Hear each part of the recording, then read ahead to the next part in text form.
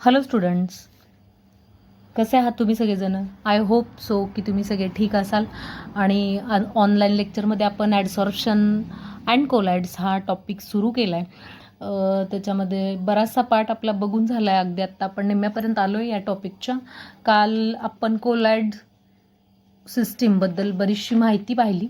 त्याच्यामध्ये main things अशा पाहिल्या की डिस्पर्शन फेज आणि डिस्पर्शन मीडियम या दोन गोष्टी आपण त्या कोलायडल सिस्टीममधल्या महत्त्वाच्या बघितल्या आहेत. मग डिस्पर्शन फेज आणि डिस्पर्शन मीडियमबद्दल मी जस्ट ओव्हरलुक तुम्हाला करते किंवा आपण जस्ट फीडबॅक घेऊया त्याचा. डिस्पर्स्ड फेज, ओके, की ज्याला आपण सोल्यूट असं म्हणतोय, आणि डिस्पर्शन मीडियम म्हणजे ज्याला आपण सॉल्वंट असं म्हणतोय. फॉर एक्झाम्पल आपण घेतलं होतं की पाण्यामध्ये जेव्हा मीठ विरघळवतो आपण त्यावेळी जस्ट सोल्यूट काय आहे तर मीठ हे सोल्यूट आहे, म्हणजे डिस्पर्स्ड फेज आहे ती.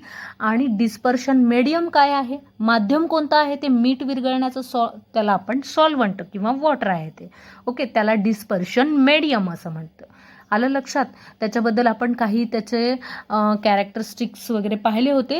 आणि जे काही कोलायडल सोल आहे त्या कोलायडल सोलची जी काही फिजिकल स्टेट आहेत, ओके, फिजिकल स्टेटनुसार त्याचं कसं क्लासिफिकेशन होतं याचा सुद्धा आपण काल अभ्यास केला आहे. म्हणजे आता मी जस्ट मग तुम्हाला सांगितलं dispersed phase and dispersion medium या दोन गोष्टींबद्दल आता मी तुम्हाला क्लिअर केलं की डिस्पर्स्ड फेज ज्याला आपण सोल्यूट म्हणू शकतो आणि डिस्पर्शन मीडियम ज्याला की आपण सॉल्वंट असं म्हणतो. या दोघांनुसार त्याच्या फिजिकल स्टेटनुसार त्याचे 8 टाईप्स होऊ शकतात. हे मी तुम्हाला काल सांगितलं. म्हणजे डिस्पर्स्ड फेजसुद्धा सॉलिड असू शकते, मे बी लिक्विड असू शकते, मे बी गॅस असू शकते, आणि लाईक दॅट ह्या डिस्पर्शन मीडियम पण कोणतंही. आता आपण मगाशी जस्ट सोपं एक्झाम्पल घेतलं, मीठ पाण्यात विरघळवणं, पण अशी आणखी वेगवेगळी पण एक्झाम्पल्स असू शकतात ना, ज्याची की स्टेट वेगवेगळी असू शकते. डिस्पर्स्ड तुम्ही ते सॉलिड फॉर्ममधलं वापरू शकता, लिक्विड फॉर्ममधलं वापरू शकता, गॅस फॉर्ममधलं वापरू शकता. आणि डिस्पर्शन मीडियमसुद्धा त्याच्यामध्ये वापरलं गेलेलं मे बी सॉलिड असू शकतं, देन लिक्विडसुद्धा असू शकतं, अँड ऑल्सो गॅसही असू शकतं. मग बघा, आता समजा हे एक छोटंसं, ह्याच्यावरून आपल्याला काल मी तुम्हाला 8 टाईप त्याचे बनू शकतात हे आपण काल बघितलं आहे. जसं की काल जरी समजलं नसेल तरी मी आज पुन्हा एकदा ते एक्सप्लेन करते तुमच्यासमोर. Dispersion medium and dispersion phase. बघा, डिस्पर्शन फेज जर का सॉलिड वापरली आणि हे पण सॉलिड वापरलं, किंवा हे सॉलिड घेतलं, म्हणजे दोन्ही सॉलिड, हा एक टाईप होऊ शकतं. डिस्पर्शन फेज म्हणजे ज्याला की आपण सोल्यूट म्हटलं, सोल्यूटसुद्धा आपण जर का सॉलिडच ठेवलं आणि त्याचं मीडियम मात्र त्याचं बनवणारं सॉल्वंट जे आहे ते लिक्विड फॉर्ममधलं घेतलं, हा एक टाईप झाला. देन पुन्हा एकदा आपण हे सॉलिड ठेवलं ॲज इट इज आहे तसं, आणि हे मात्र मीडियम गॅस फॉर्ममधलं वापरलं, त्यावेळी हा एक टाईप झाला. म्हणजे असे 8 टाईप्स आपण बघितलेले आहेत, होय की ना? असे 8 टाईप करू शकतो. आता इन डिटेल ह्याच्या बाबतीत आपण आत्ता आणखी पुढे स्टडी करणारच आहोत, म्हणून हे जस्ट आपण ओव्हरलुक बघितलं. आणि अजून काल सांगितलं होतं की कोलायडल सिस्टीम जे आहे, किंवा ज्याला आपण कोलायड सोल असं सुद्धा म्हणतो, तर ते हेटेरोजिनस आहे. होमोजिनस म्हणजे एकजिन्सी, होय की नाही? हेटेरोजिनस म्हणजे दोन्ही ते फेजेस आहेत ते डिफरंट, दोन्ही स्टेट त्याच्या डिफरंट असायला पाहिजेत, सेम नको, ओके, सेम फेजमध्ये नको आहेत ते. कोलायडल सोलची काल डेफिनेशन पण सांगितली.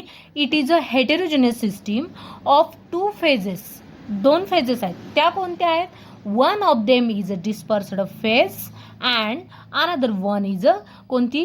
Dispersed medium. बघा, पुन्हा एकदा मी कोलायडल सोलची डेफिनेशन काय सांगतेय की it is a heterogeneous system of 2 phases. One of them, त्यातली एक आहे ती काय आहे? Dispersed phase. त्याच्यात वापरली गेलेली dispersed phase and second one is a dispersion medium. म्हणजे आणि हे एक गोष्ट महत्त्वाची लक्षात ठेवा की कोलायडल सोल जे आहे ते हेटेरोजिनियस आहे. ओके, कारण पुढं त्याच्यावरती आणखी बऱ्याचशा कन्सेप्ट क्लिअर होणं आपल्याला गरजेचं आहे. त्यासाठी काही त्याच्या थीम आपल्याला माहीत असल्या पाहिजेत.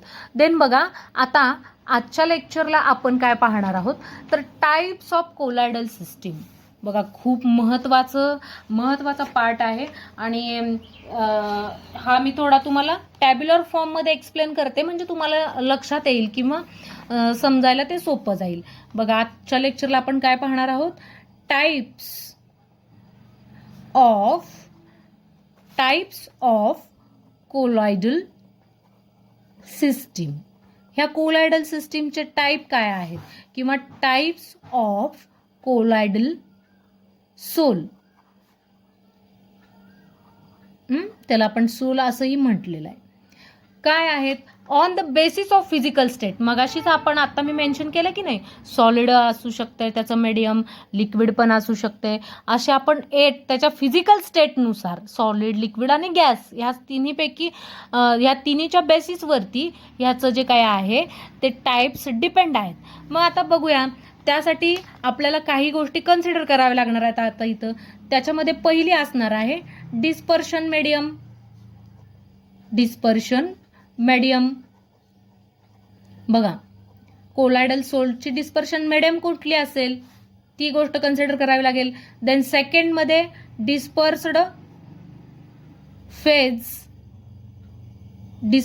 फेज काय आहे त्याची, हे पण आपल्याला कन्सिडर करावे लागेल. किंवा देन बघा, तर त्यावेळी त्याला काय नाव दिलं जाईल किंवा त्या सिस्टीमला काय म्हणावं लागेल, म्हणजेच त्याला आपण नेम ऑफ दॅट सिस्टीम म्हणूया, name of system.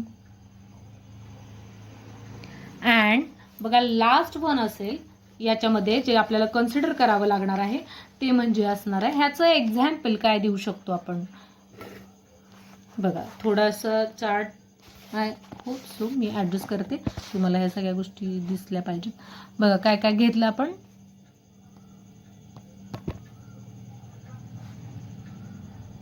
Dispersion of medium, dispersed phase आणि नेम सिस्टीम, आणि त्याचं एक्झाम्पल सुद्धा आपल्याला कन्सिडर करायचं आहे. बघूया आता, एक्सक्यूज मी त्यापेक्षा असं राईट करते म्हणजे तुम्हाला लक्षात येईल. बघा, फर्स्ट वन आपल्याला काय घ्यायचं आहे, डिस्पर्शन मीडियम. सेकंड घ्यायचा आहे डिस्पर्स्ड फेज. बुकमध्ये हा टॅब्युलर फॉर्म जरासा थोडा वेगळा दाखवलाय, पण हा मी तुम्हाला इझी होईल समजवायला म्हणून असा घेतलाय. आपल्या बुकमध्ये इकडं फेज घेतलंय आणि इकडं मीडियम घेतलं, त्यामुळे तुम्ही कन्फ्युजन करू नका. आपण पहिल्यांदा डिस्पर्शन मीडियम कोणतं वापरणार आहोत ते घेतलंय आणि नंतर डिस्पर्स्ड फेज त्याच्यामध्ये कुठले असणार आहे आणि त्या सिस्टीमला आता अशा वेळी काय म्हटलं जाईल, नेम ऑफ दॅट सिस्टीम हा एक पुढचा कॉलम आहे आणि त्याचं एक्झाम्पल. ओके, असं टॅब्युलर फॉर्ममध्ये आता आपण ही माहिती बघणार आहोत. देन बघूया, फर्स्ट वी विल सी. आता डिस्पर्शन मीडियम, समजा आपण पहिल्यांदा सॉलिड फॉर्म वापरला. डिस्पर्शन मीडियम कोणतं वापरलं, समजा की सॉलिड वापरले, तर समजा आणि डिस्पर्स्ड फेज घेतला आपण लिक्विड. बघा, कोलायडल सोलमध्ये जर का डिस्पर्शन मीडियम सॉलिड असेल आणि डिस्पर्स्ड फेज म्हणजे लिक्विड असेल. बघा, डिस्पर्शन मीडियम आणि डिस्पर्स्ड फेज याच्यामध्ये कन्फ्युजन करू नका. याच्यासाठी प्रत्येक वेळी तुमच्या डोळ्यासमोर मिठाच्या पाण्याचं जे काही एक्झाम्पल मी दिलंय ते तुम्ही लक्षात घ्या किंवा ते कन्सिडर करा, म्हणजे तुमचं कन्फ्युजन होणार नाही. जे मीठ आहे ते आपण सोल्यूट म्हणजेच त्याला आपण डिस्पर्स्ड फेज असं म्हणतोय आणि जे वॉटर फॉर्म वापरतोय आपण त्याला सॉल्वंट म्हणजे डिस्पर्शन मीडियम असं म्हणतोय. हे लक्षात ठेवलं तर तुम्हाला या दोन्ही कन्सेप्ट वेळोवेळी क्लिअर होत राहतील. त्यामुळे त्यावेळी कन्फ्युजन होताना ते एक्झाम्पल तुम्ही तुमच्या डोळ्यासमोर घ्या. Okay, dispersion medium, dispersed phase आपण लिक्विड घेतली, तर त्या अशा सिस्टीमला त्यावेळी नेम ऑफ सिस्टीम, त्या सिस्टीमचं नाव काय तर त्या फॉर्मला आपण जेल फॉर्म किंवा जेल म्हणू शकतोय. बघा, येते का लक्षात. डिस्पर्शन मीडियम सॉलिड असेल आणि डिस्पर्स्ड फेज लिक्विड असेल तर त्यावेळी त्या सिस्टीमला तुम्ही काय म्हणू शकता तर जेल असं त्याला म्हणू शकताय. देन बघा, याचं एक्झाम्पल द्यायचं झालं तर आपण ते जॅम, जेली चॉकलेट्स, हो की नाही, त्याचं एक्झाम्पल घेऊ शकताय. म्हणजे त्याच्यामध्ये जे वापरलेलं सॉलिड आहे ते जास्त अमाऊंटमध्ये आहे आणि त्यामध्ये वापरलेलं लिक्विड आहे ते कमी अमाऊंटमध्ये आहे आणि म्हणून त्या सिस्टीमला आपण काय म्हटलं, जेल असं म्हटलंय. आणि म्हणून त्याचं एक्झाम्पल आपण इथे दिलं आता, जॅम, किंवा त्यालाच आपण जेली, जॅम, जेली हे एक्झाम्पल याचं म्हणू शकतो. आलं का लक्षात? देन बघा आता सेकंड मीडियम मी जर का सॉलिड आहे तसंच ॲज इट इज ठेवलं, डिस्पर्स्ड फेज मात्र बदलली, ती आपण इथं लिक्विड घेतली होती, आता सॉलिड घेतली, तर अशा वेळी त्या सिस्टीमला काय म्हणायचं, तर सॉलिड सोल म्हणायचं. कारण दोन्ही सॉलिड घेतल्यात आपण, मीडियम पण सॉलिड वापरलं, फेज पण सॉलिड वापरलं, म्हणून ह्याला सॉलिड सोल असं म्हटलं गेलं.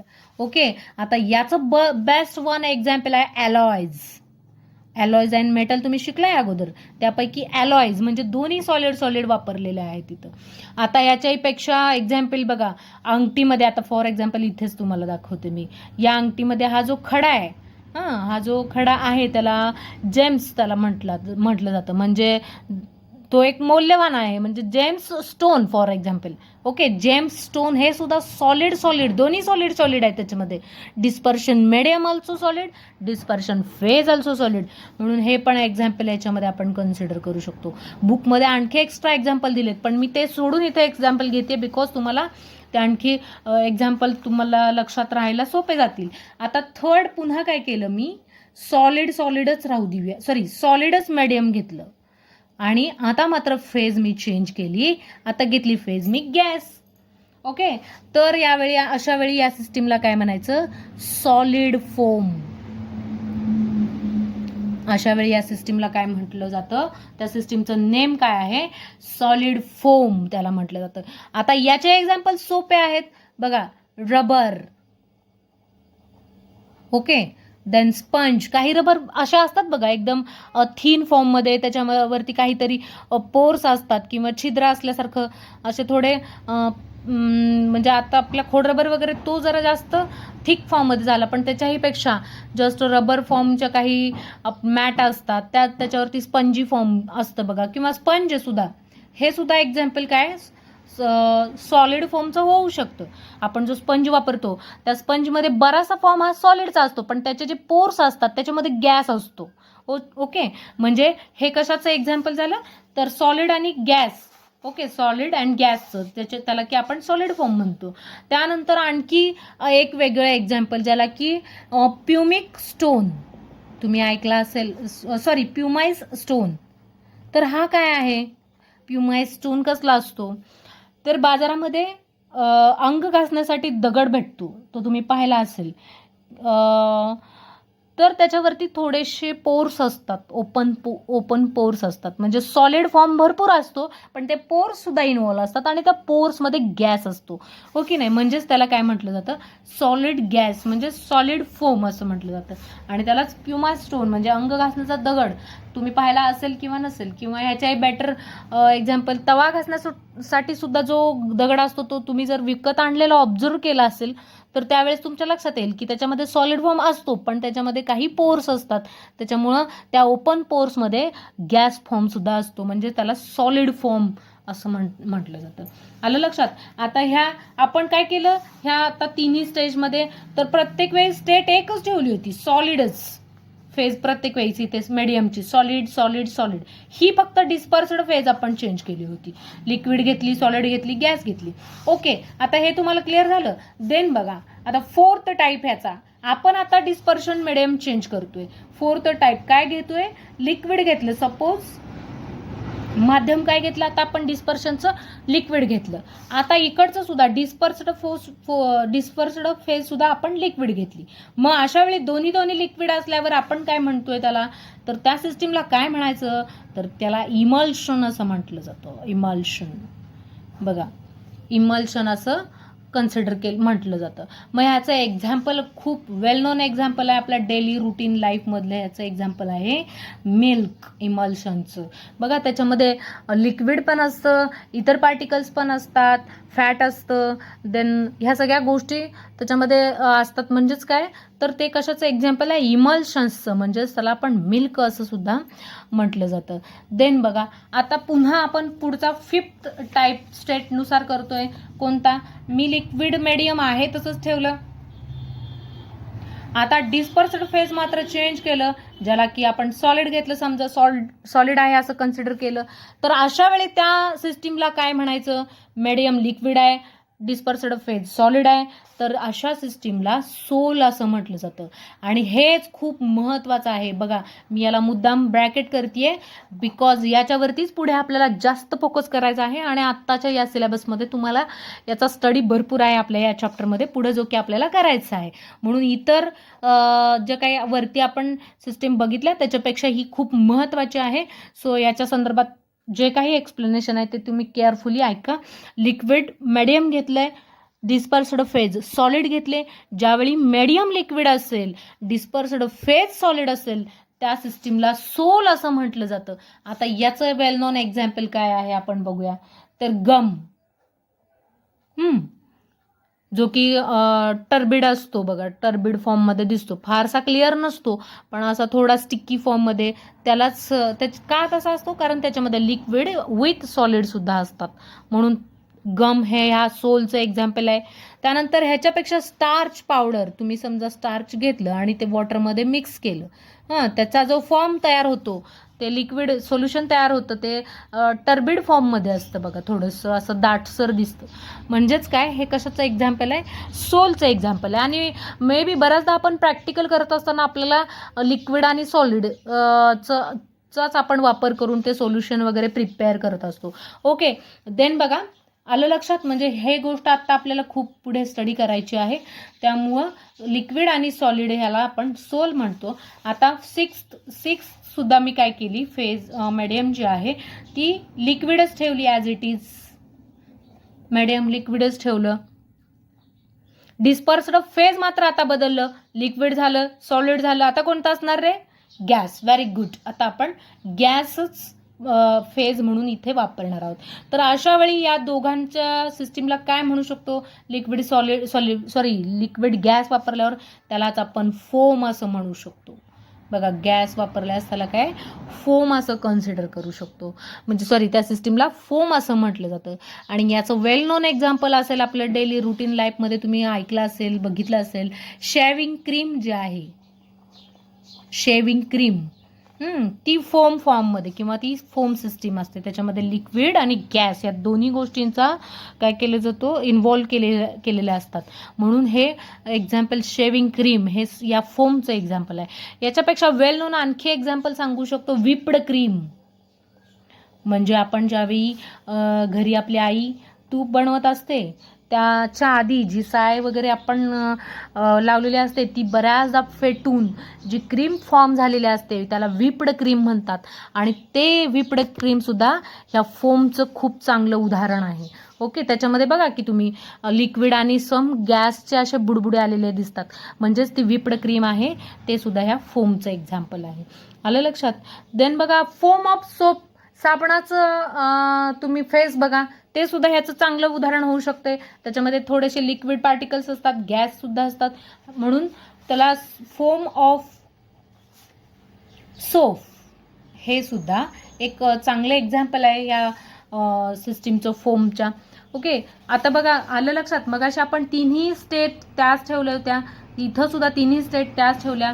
आता बघा, आता लास्ट वन आपण घेतोय 7th, जी की गॅस मीडियम, आपण गॅस वापरलं आणि इकडचं डिस्पर्स्ड फेज मधलं मात्र मी लिक्विड वापरलं. गॅस आणि लिक्विड ज्यावेळी दोन्ही आपण घेतोय त्या सिस्टीमला काय म्हटलं जातं, एअरसोल सिस्टीम. एअरसोल बघा, एअरसोल सिस्टीम असं म्हटलं जातं. येते का लक्षात बघा, एअरोसोल म्हणजे गॅस आहे, मीडियम जे वापरणार आहे ते गॅस आहे आणि फेज जो वापरला आहे तो लिक्विड आहे, म्हणून त्याला एअरोसोल म्हटलंय. मग आता याचं एक्झाम्पल काय देऊ शकतो आपण, तर smoke, dust particle in air, dust particles in air. बघा आलं का लक्षात. आता लास्ट वन 8 एट तो जो टाईप होतोय according to physical state solid घेतली, लिक्विड घेतली, गॅस घेतली. आता गॅस 8 टाईप होतात असं म्हटलंय. बघूया लास्ट कोणता आहे. गॅस घेतला, इथं लिक्विड झालाय आपला, आता इथं सॉलिड कन्सिडर केला आपण. तर अशा वेळी त्याला काय म्हटलं जातंय, सॉरी, ह्या एअर सोलचं example, just not that, fog आणि मिस्ट, ह्या एअर सोलचं एक्झाम्पल काय आहे, फॉग आणि मिस्ट. फॉग म्हणजे काय, तर त्याच्यामध्ये गॅसचं प्रमाण जास्त असतं आणि कुठंतरी मॉइश्चर असतात. ओके, त्याला काय म्हटलं जातं, फॉग असं म्हटलं जातं. Not our perfumes, body spray fog, not that fog. जर ते काही फॉग इन क्लायमेटमध्ये ज्यावेळी गॅसमध्ये मॉइश्चरचं प्रमाण दिसायला लागतं त्यावेळी तिथे फॉग असतं, त्याला फॉग म्हटलं जातं. मिस्ट हे खूप चांगलं उदाहरण आहे ह्या एअरसोलचं.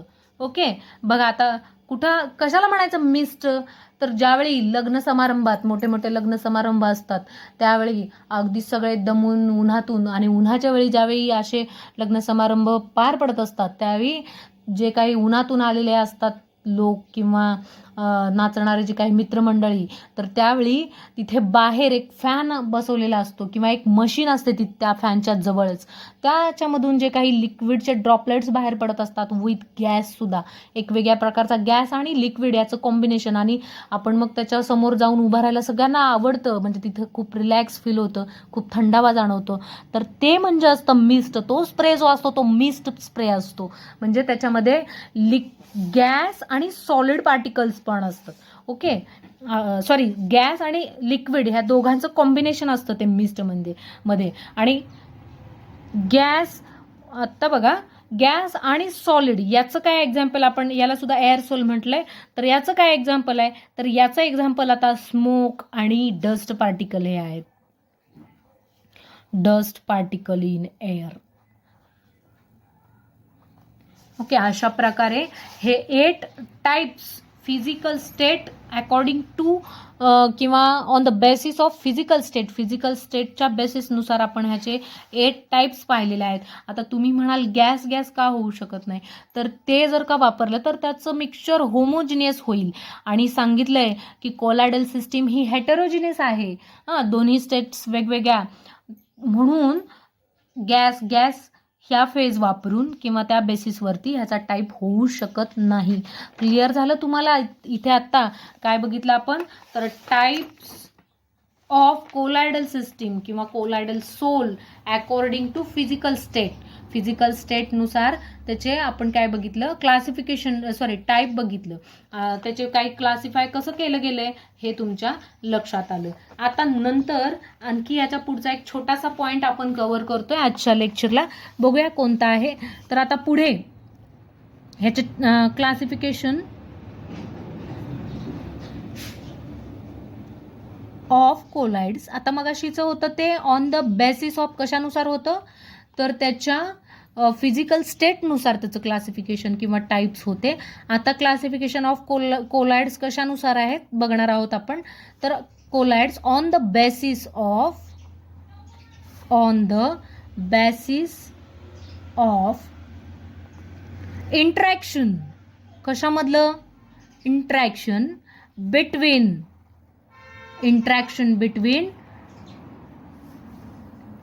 dispersed phase and dispersion medium. बघा, मगाशीचं होतं ते अकॉर्डिंग टू फिजिकल स्टेट होतं. आता इंट्रॅक्शन कुणामधलं, डिस्पर्स्ड फेज मधलं आणि मीडियम मधलं, त्याच्यानुसार ह्याचं क्लासिफिकेशन कसं केलंय. तर त्यात पुन्हा आणखी 2 टाइप्स होत आहेत. त्यातला फर्स्ट आहे, त्याला असं म्हटलंय लायोफिलिक सोल. बघा, याच्यावरती तुम्हाला शॉर्ट नोट सुद्धा विचारू शकतात. Lyophilic sol.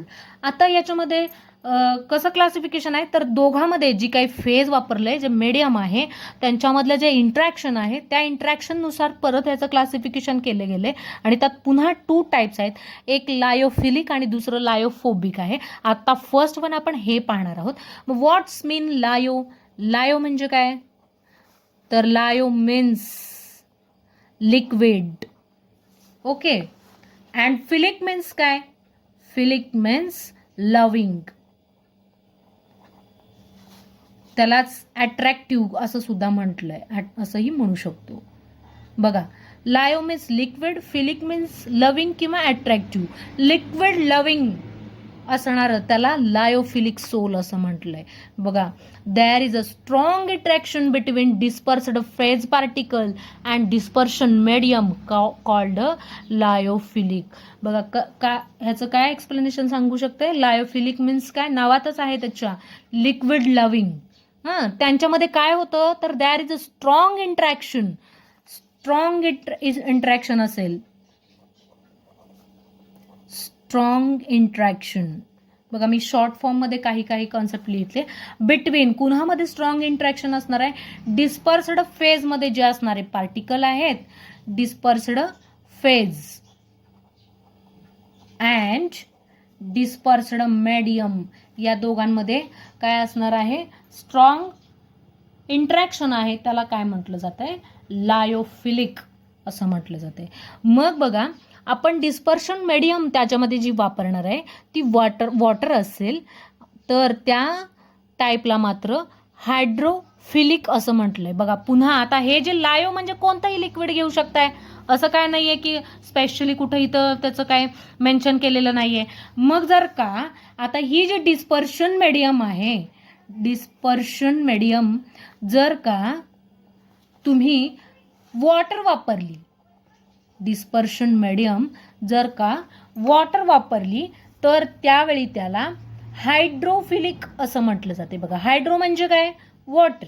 हायड्रोफिलिक सोल असं म्हटलं जाते. बघा, हे सुद्धा 2 मार्क्ससाठी हा बिट क्वेश्चन विचारला जाऊ शकतो. हायड्रोफिलिक सोल कशाला म्हणायचं तर त्याच्यामध्ये वापरली जाणारी डिस्पर्शन मीडियम जी आहे ती जर का वॉटर वापरली असेल तर त्याला हायड्रोफिलिक सोल असं म्हटलं जातं. मग ह्याचे काही कॅरेक्टरिस्टिक आहेत, बघूया काय कॅरेक्टरिस्टिक आहेत. अगदी सोपे आहेत. कॅरेक्टरिस्टिक्स ऑफ हायड्रोफिलिक सोल कोणते आहेत तर फर्स्ट वन आहे जी म्हणजे विस्कॉसिटी. विस्कॉसिटी बघा, एखादा वॉटरचा ड्रॉप मी समजा खाली टाकला जमिनीवर तर तो लगेच फ्लो होतो. आणि जर का एखादा जेल फॉर्ममधला एखादा जेल काही मी खाली टाकलं जमिनीवरती तर ते लगेच फेल होत नाही किंवा फ्लो होत नाही. म्हणजे इट इज अ ॲबिलिटी. काय विस्कॉसिटी म्हणजे? It is a ability to resist फ्लोला रेजिस्ट करण्याची जी ॲबिलिटी असते त्याला काय म्हटलं जातं? विस्कॉसिटी असं म्हटलं जातं. बघा, ॲबिलिटी म्हणजे विस्कॉसिटी म्हणजे काय? It is a ability to stop किंवा टू रेजिस्ट द फ्लो ला विरोध करण्याची जी ॲबिलिटी असते त्याला विस्कॉसिटी किंवा विस्कस असं म्हटलं जातं. बघा, याच्या आधी तुम्ही हे कॅरेक्टरिस्टिक बघितलेले आहेत. मग वॉटरची विस्कॉसिटी कमी आहे, हो की नाही, ते लगेच फ्लो होते. पण गम किंवा एखादा जेल फॉर्म जर का आपण टाकला तर त्याची विस्कॉसिटी जास्त आहे, ते लगेच फ्लो होत नाही. मग जी काही लायोफिलिक सोल्युशनची विस्कॉसिटीचं सुद्धा तसंच आहे. त्याच्यामध्ये कोणते दोन आपण काय ते तुमच्या डिस्पर्स्ड फेज आणि डिस्पर्शन मीडियमवरती डिपेंड असणार आहे, होय की नाही. त्यातला एक आपण लिक्विड वापरतोय म्हणजे लायोफिलिक सोल म्हणजे असतानाच आपण ते काय म्हटलंय त्याला लिक्विड लविंग आहे ते लायोफिलिक सोल. ओके, मग ही सुद्धा त्याचा एक कॅरेक्टरिस्टिक आहे. बघा, देन बघा, viscosity of sol is higher.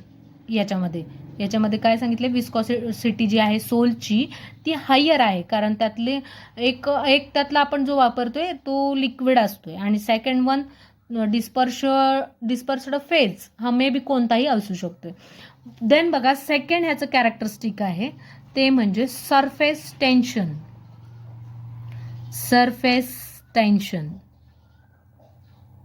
म्हणजे सरफेसवर येणारं टेन्शन किंवा सरफेसवरती असणारं जे काही टेन्शन आहे. Surface tension of sol is lower than dispersion medium. मग त्या सरफेस टेन्शनवर, त्या सोलचं जे काही सरफेस टेन्शनवरचं सोलचं जे काही सरफेसचं टेन्शन आहे ते लोअर असतं कशापेक्षा, than dispersion medium. Dispersion medium जी वापरली आहे त्याचं सरफेस टेन्शन कसं आहे, कमी आहे. देन थर्ड कॅरेक्टरिस्टिक आहे स्टॅबिलिटी. बघा, lyophilic sol are more stable. हे मोर स्टेबल असतात दॅन लायोफोबिक सोल. कशापेक्षा, आता इथंच सांगितलंच आहे वरती, सरफेस टेन्शन याचं काय आहे, लोअर आहे, कमी असल्यामुळं ह्याची स्टॅबिलिटी सुद्धा काय आहे सांगितले, जास्त असणार आहे. ओके, म्हणून बघा lyophilic sol are more stable. कशा आहेत ते, मोर स्टेबल आहेत. त्यामुळं कशापेक्षा, लायोफोबिक ही टर्म काय आहे ती पुढे आपण बघणार आहोत, पण सध्या तर बघतो लायोफिलिक सोल म्हणजे काय, लिक्विड लव्हिंग. ओके, त्याच्यानुसार त्याचे कॅरेक्टरिस्टिक लक्षात ठेवायचं आपण. देन बघा, इट इज अ इम्पॉसिबल. आता आणखी एक गोष्ट तुमच्या लक्षात येईल, it is a impossible to coagulate dispersed particle.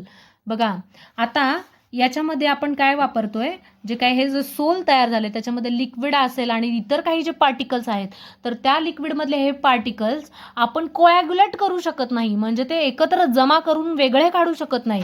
म्हणून काय म्हटलंय, याचं फोर्थ कॅरेक्टरिस्टिक आपण सांगू शकतो, इट इज अ इम्पॉसिबल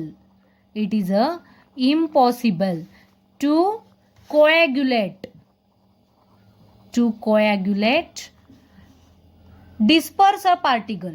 त्याच्यामध्ये असणारे जे काही डिस्पर्स्ड पार्टिकल आहेत ते आपण एकत्र किंवा वेगळे करू शकणार नाही, बाजूला काढू शकत नाही त्याच्यापासून.